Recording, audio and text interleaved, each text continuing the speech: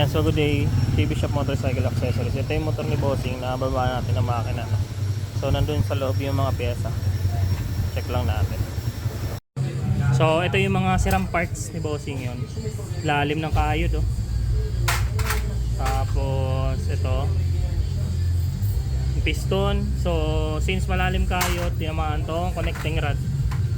So palitain itong connecting rod ni Bossing.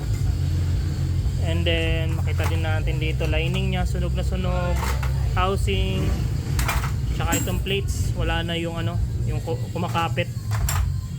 So ayan yung mga papalitan. And then ito possible stator. Tapos ayun, ito mga engine bearing. So ito mga engine bearing, goods pa naman yan. Yung malaki lang palitan natin. Then yan, so buuhan na lang,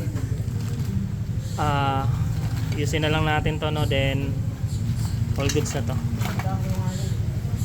So ito yung mga papalit natin parts. Start tayo ng block, bore kit, piston kit, lining, connecting rod, main bearing,